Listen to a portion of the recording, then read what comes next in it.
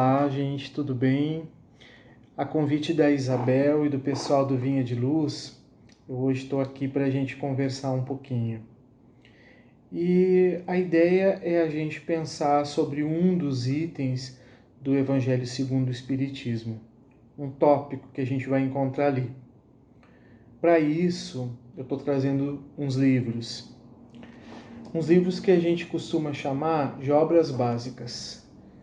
E aqui a gente tem 3 deles. Eu pensei em mostrar eles dessa forma para que a gente pudesse pensar num edifício que tem uma base, que tem um segundo piso, que tem um terceiro andar e ainda tem um quarto e um quinto, que não estão aqui, são invisíveis. Vocês vão ter que imaginar eles para a gente conseguir formar esse prédio de 5 andares. Aqui no térreo, formando o primeiro andar, a gente tem o Livro dos Espíritos. É um livro de perguntas e respostas. Não é uma história, não é um texto que tenha início, meio e fim, com um enredo, uma trama. É um livro, na realidade, de pesquisa, de estudo. Ele contém 1018 ou 1019 questões. Como assim, né? Isso dá um bom tema para pesquisar, né? Por que algumas versões têm 1018 e outras têm 1019? Qual é a questão que para alguns editores foi considerada uma questão e para outros foi desmembrada em 2? Tchau, tchau, tchau, tchau. Esse primeiro andar desse prédio é a base. É, na realidade, a fundação, a sustentação do edifício. Aqui nós chegamos no conhecimento espírita, nesse prédio do conhecimento espírita, nas obras que a gente costuma chamar de básicas e que alguns outros dizem que são obras essenciais e que as obras básicas é uma coleção que vai, inclusive, além dos 5 andares, que vai ter a revista espírita, o que é o espiritismo, até obras póstumas de Kardec, inclusive, contam como obras básicas. E essas 5, todo mundo está vendo as 5 aqui, né?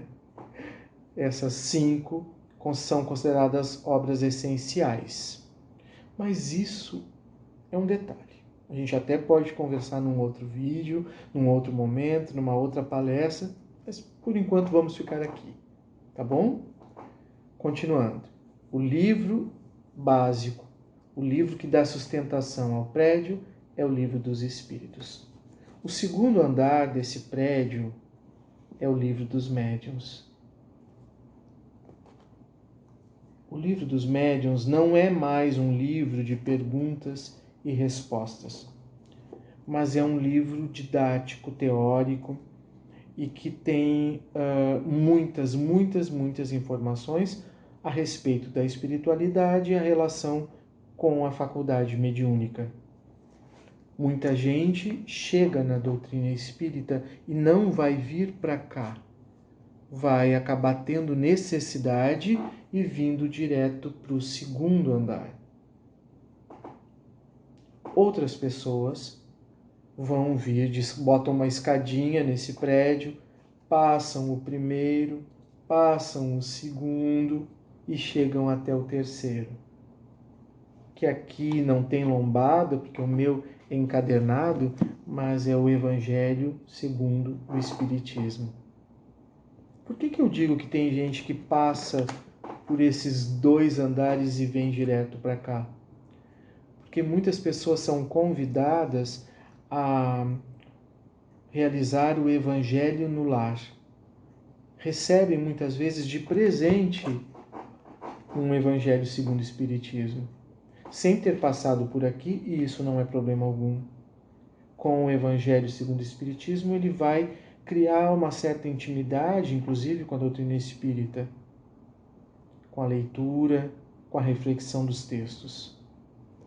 eu eu fiz essa comparação do prédio de 5 andares pensando na data de publicação.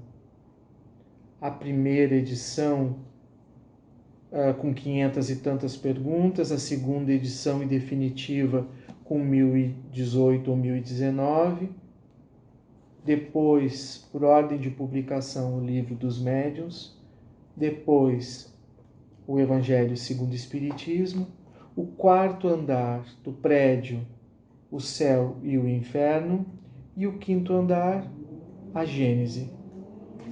Se você achou interessante ou um dos andares mais interessantes que o outro, comenta, posta nos comentários aí da palestra, porque de repente a gente pode fazer um dia uma reflexão em específico só de uma dessas obras, ou matar a curiosidade de algumas coisas. Eu me comprometo a ir atrás, a buscar essas informações e a gente pensar juntos. Tá legal? Bom, vale lembrar que essas obras elas foram publicadas no idioma original, que é em francês, e traduzidas, e receberam muitas edições. O original, por exemplo, do Livro dos Espíritos, eu tenho um aqui. O meu francês não é muito legal, mas eu acho que é mais ou menos algo parecido com Le Livre des Spirites. E aí eu tenho essa edição no idioma original, porque eu acredito que a gente tenha que lembrar que nem sempre nós vamos ter palavras em edições diferentes que tenham um significado muito parecido. Coisas de tradução, né? Então, quando eu tenho alguma dúvida de como essa obra, o Livro dos Espíritos, é um livro de estudo e de pesquisa, quando eu tenho alguma dúvida nessas questões ou numa questão específica, eu venho para cá. Eu não sei francês, mas aí eu vou buscar a pergunta, a questão, a resposta e vou para o dicionário para tentar entender melhor. Eu acho que é uma ideia interessante a gente pensar que por traduções diferentes, muitas vezes pode se alterar o sentido daquela palavra. Para quem estuda e pesquisa, é interessante lembrar disso, tá bom? Pois bem, a Sociedade Espírita me convidou para que eu viesse para o terceiro andar do livro do Evangelho segundo o Espiritismo e pensasse num capítulo, num item em específico da introdução dele, e que fala de duas palavras que eu tremo um pouco quando preciso falar sobre ele, esse assunto, que é autoridade e controle.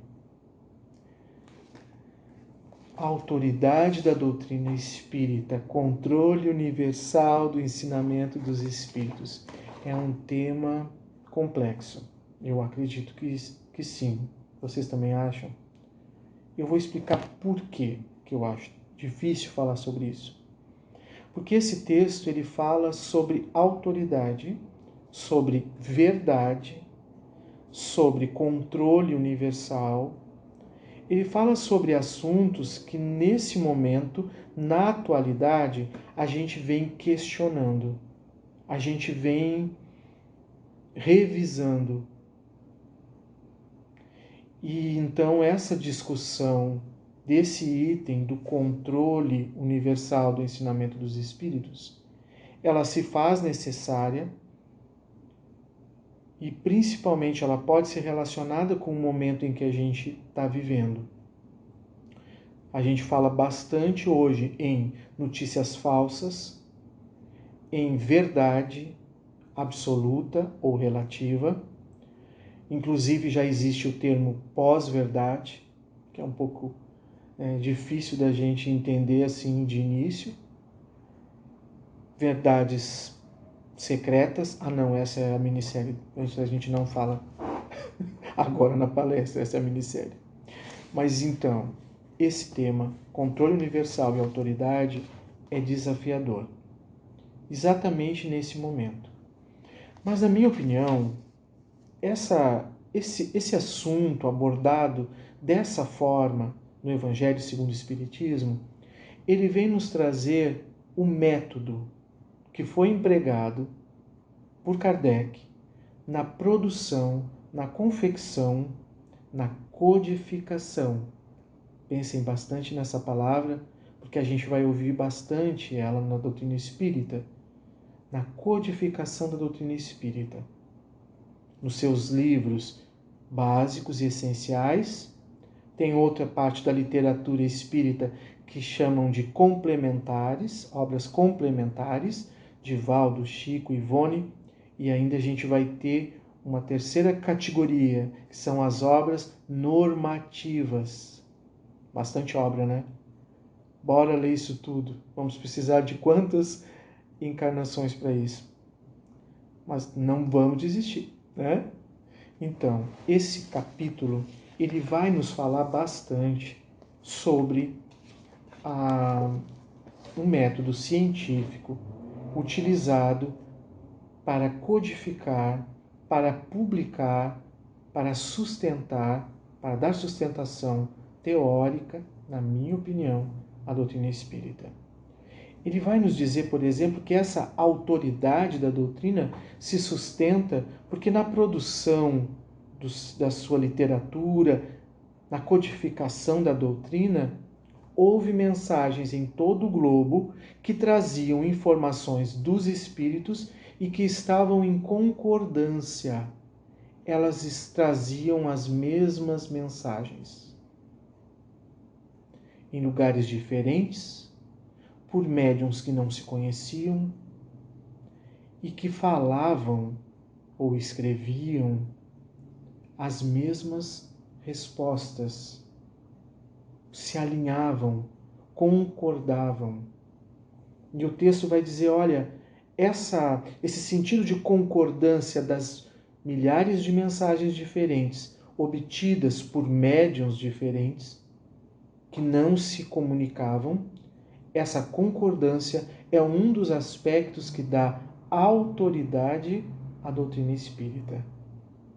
Isso é muito interessante. Só essa palavra autoridade já é algo assim que a gente deve pensar, se é uma autoridade centralizadora, se é uma autoridade exclusiva, né? Eu fico viajando, normal. Quando eu penso em autoridade, eu também penso numa autoridade moral. E a gente já vai falar sobre isso. Bom, antes de falar sobre autoridade moral, ele fala, esse item do Evangelho segundo o Espiritismo, sobre verdade. Difícil falar de verdade nos momentos atuais. Outro dia nós estávamos conversando entre amigos e um amigo disse, essa é uma verdade temporária. Eu fiquei, como assim uma verdade temporária?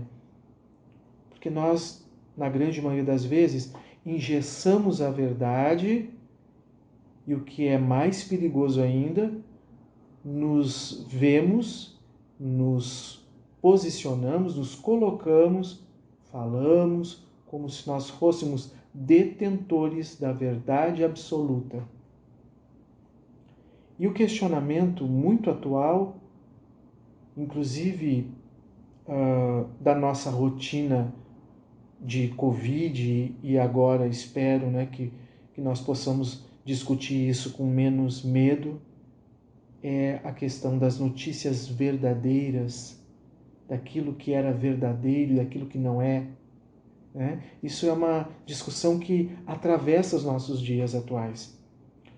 E esse texto, ele fala sobre verdade. Ele fala a verdade que traz a doutrina espírita e a sua autoridade. Eu leio, penso, não quero trazer nenhuma verdade pronta, muito pelo contrário, eu quero construir e estudo a doutrina exatamente para isso, para construir esses sentidos e compartilhar e ouvir de vocês. E é uma pena que a palestra seja uma conversa meio solitária. A gente fala e imagina que esteja alguém do outro lado conversando com a gente mentalmente, né? Então eu digo, é uma conversa solitária. Mas eu não pretendo, na minha exposição público-doutrinária, trazer nenhuma verdade absoluta. E sim, a gente começar a pensar, a conversar, a discutir, a trocar ideias sobre o que é verdade. Eu acho que é um bom tema de casa para nós. E esse texto ele traz a ideia de uma verdade trazida pelos Espíritos e que está na codificação, está na literatura espírita, está nas inúmeras sociedades, grupos que se organizam para entender e vivenciar o Espiritismo. Está presente nas federativas, está presente nas instituições, está presente em mim, que acredito, que penso nesse sentido.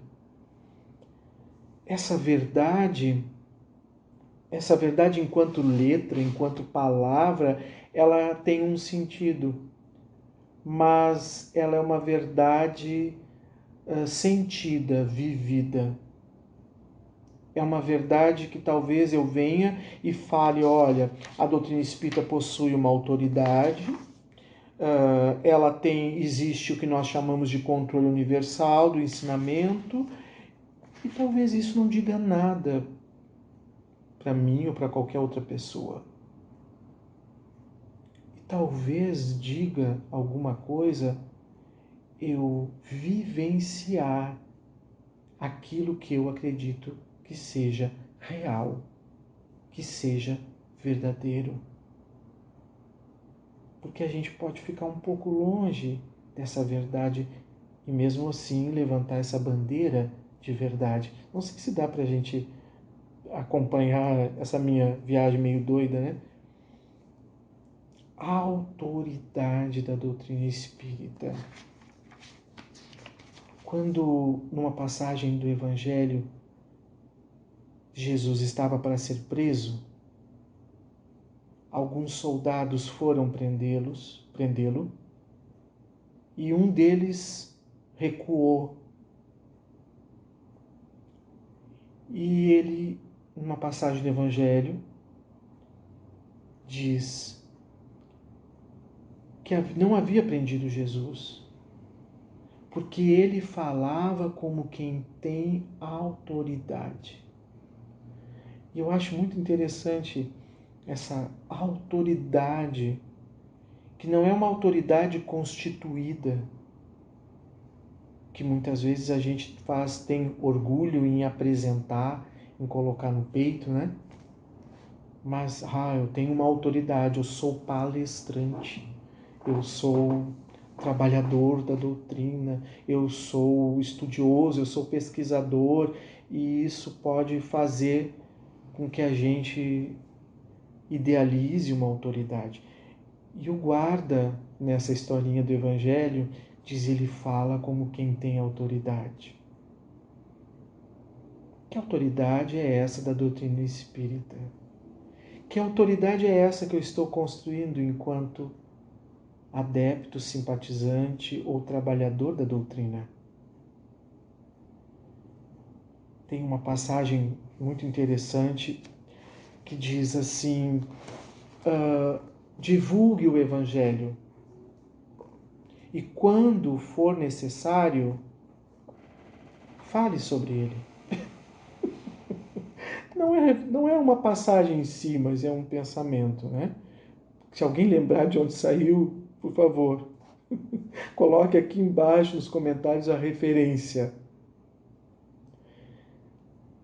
Se você quer divulgar o Evangelho, você não precisa falar sobre ele. Talvez, não sei, você deva vivenciá-lo, viver essa verdade que é sua e que às vezes é sua, mas compartilhada num ambiente, com um grupo. E aí formam-se os grupos, né? Aquela vivência coletiva da doutrina espírita. onde aquele grupo procura, como num laboratório, colocar em prática essa verdade e tudo aquilo que os Espíritos nos trazem. Vivenciar esse Evangelho parece uma oportunidade de adquirirmos, de ganharmos uma certa autoridade. Eu falei assim, se alguém sabe a referência, coloque aqui nos comentários dessa passagem. Esse texto fala muito sobre referência. E eu, que estou quase me formando em biblioteconomia, trabalho bastante com as fontes de informação. E a gente precisa saber quais são aquelas fontes, de onde vem esse ou isso que está afirmando isso. Né? Esse trabalho da introdução do Evangelho segundo o Espiritismo, que vai nos falar sobre a autoridade dos Espíritos, é nos apresentar exatamente as referências bibliográficas, as fontes do conhecimento espírita. Quem está falando isso? É muito comum a gente receber notícias, informações, principalmente hoje com as mídias, com as plataformas digitais, com tanta informação que a ONU chamou de infodemia, uma pandemia de informações. É muito comum nós recebermos tantas ideias controversas, duvidosas. Com a pandemia, com o Covid, a gente viveu muito isso. E uma das perguntas centrais para o combate à desinformação era: quem está dizendo isso? Quem está defendendo essa posição? Ou qual instituição está defendendo essa posição? Para que eu saiba se isso que está sendo dito, escrito, divulgado é real, é verdadeiro. Eu não queria usar muito essa palavra, mas vou ter que usar. Quem é que está falando? Os conhecimentos, eles são inerentes, a grupos e indivíduos, mas nós precisamos muitas vezes buscar a autoria daquela ideia, daquele pensamento, daquela afirmação para nos posicionarmos em relação a ela. Com a doutrina espírita também se dá a mesma coisa. Quem são esses que estão falando o que é Deus? Quem são esses, ou o que é isso que está me dizendo que nós vamos e voltamos muitas e muitas vezes a essa casa que nós chamamos de planeta Terra?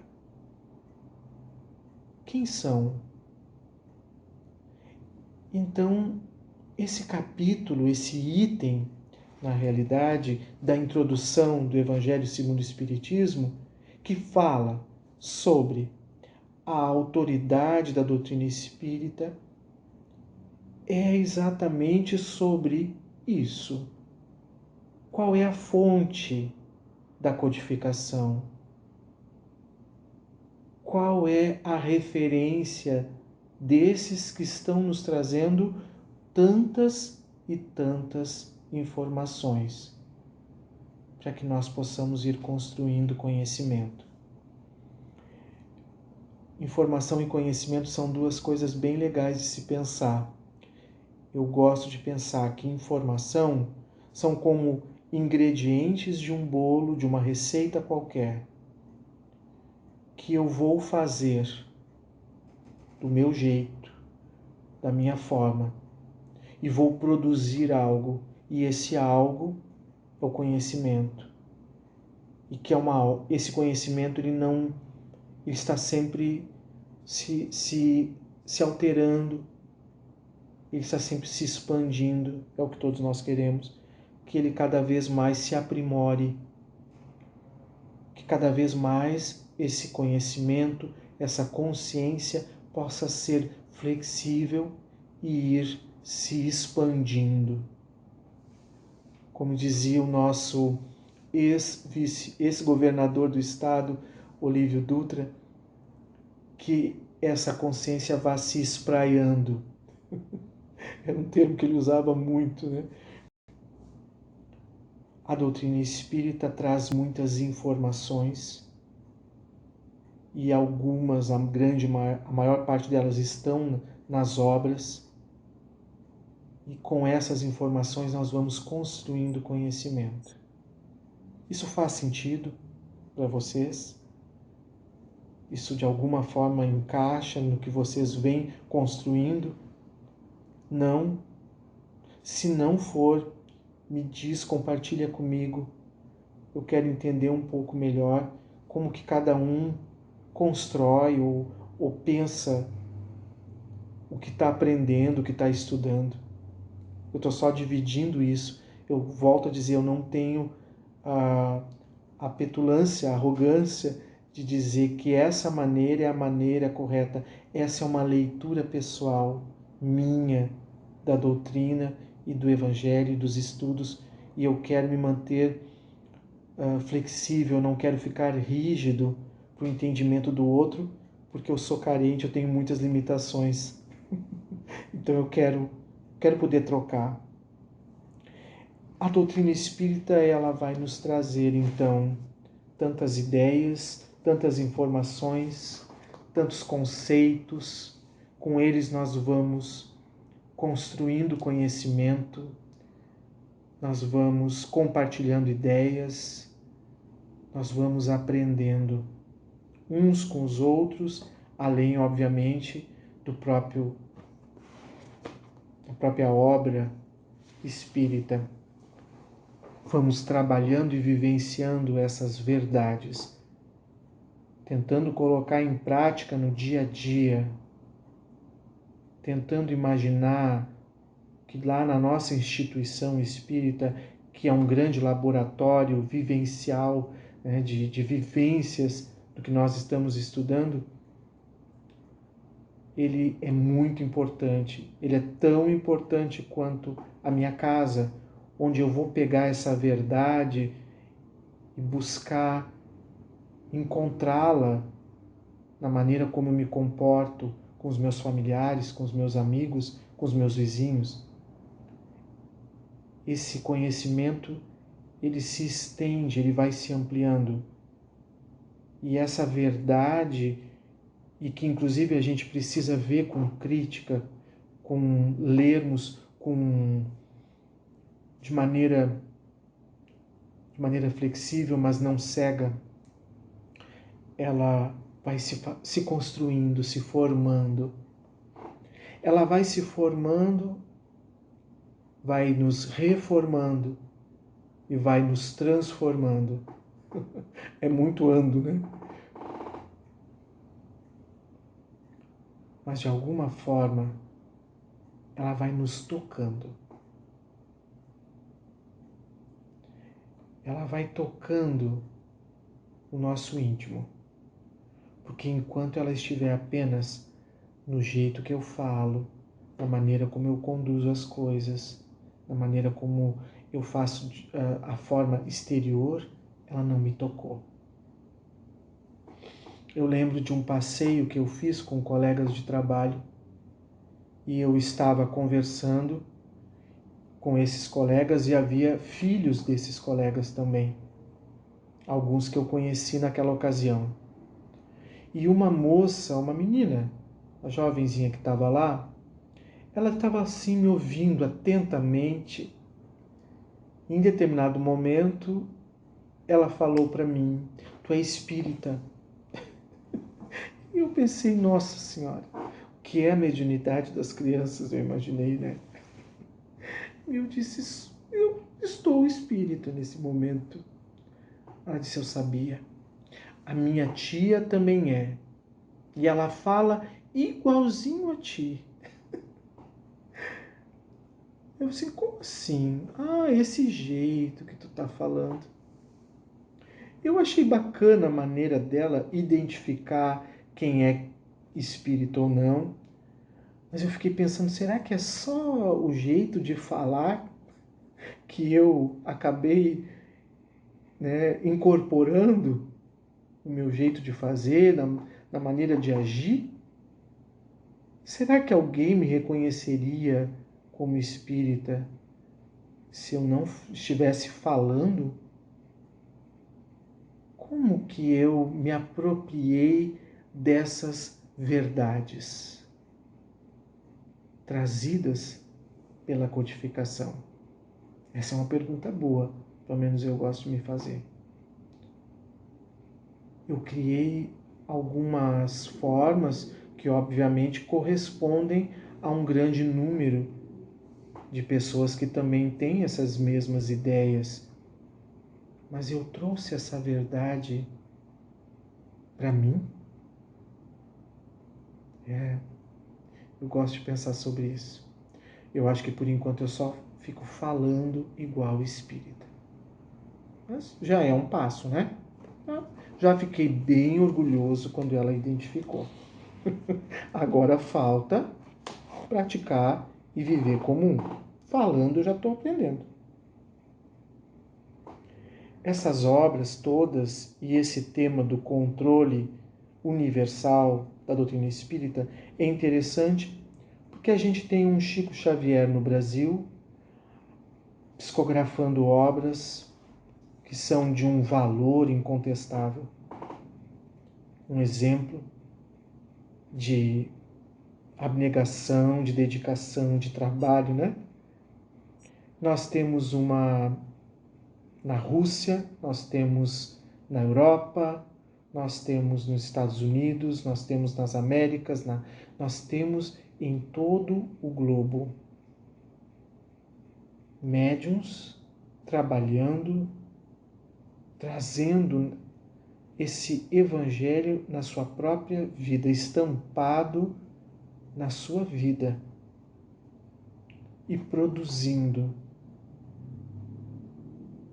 Eu ia até falar o nome da russa, mas eu não me atrevo, mas eu acho que é Vera Preskova. Ela psicografa, essa médium psicografou muitas obras assinadas pelo Conde Rochester. É alguma coisa parecida com isso que eu falei. Depois eu vou olhar bem direitinho, ver se eu aprendo russo e falo, ou deixo nos comentários, tá? Combinado? Em todo o planeta, pessoas das mais variadas classes sociais, etnias, acabam sendo canais, veículos de transmissão do mundo invisível. Trazem informações que são muito importantes para nós. Informações de cooperação, de superação, de coragem, de confiança no bem. Esses médiuns, e nós não podemos ser pretensiosos acreditando que eles estão apenas na doutrina espírita, esses médiuns divinos trazem uma concordância nas suas mensagens. Uma Madre Teresa, uma Irmã Dulce, uma Mahatma Gandhi, espíritos iluminados que, distantes uns dos outros, possuem na sua verdade uma concordância. Particularmente, é o que eu penso que está nos falando o Evangelho quando fala sobre a autoridade da doutrina espírita.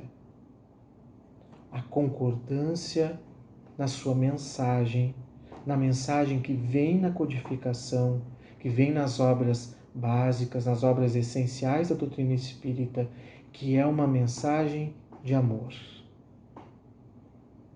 Eu tinha uma amiga, eu tinha porque eu não a vejo há muito tempo, que ela era muito prática e objetiva, enquanto eu ficava falando e dando voltas, ela conseguia resumir as situações muito bem.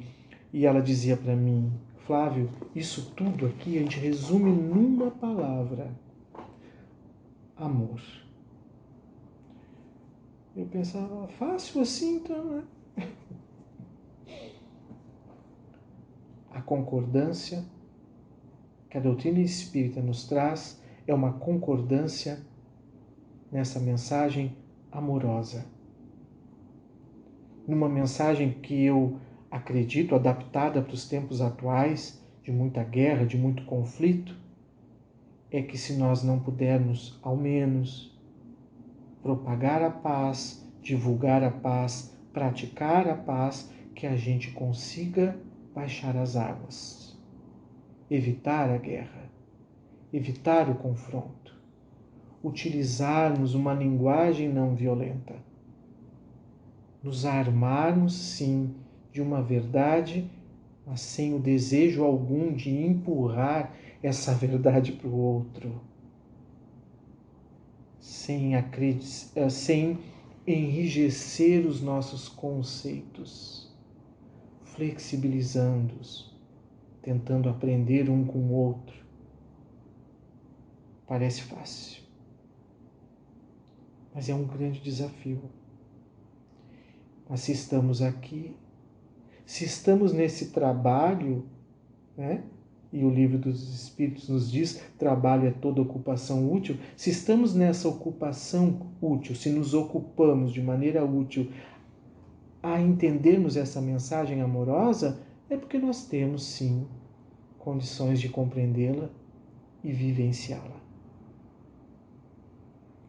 Numa frase de André Luiz, no livro Nosso Lar, eu tinha escrito essa frase no meu quarto, assim, na parede. Quando o servidor está pronto, o serviço aparece.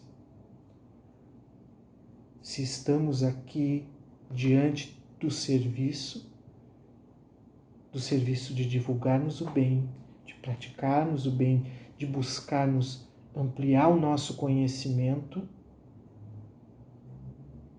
é porque nós estamos prontos para isso. Com todos os desafios que isso implica, com todos os desafios que a sociedade atual nos apresenta.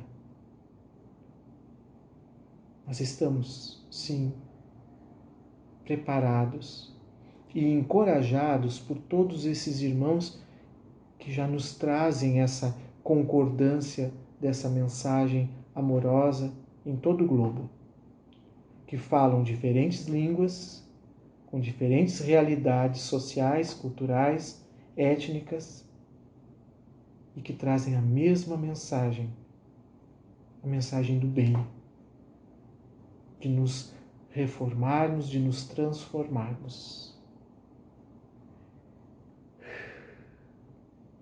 Diante da correria do dia, paremos um instante, alguns instantes, para respirarmos.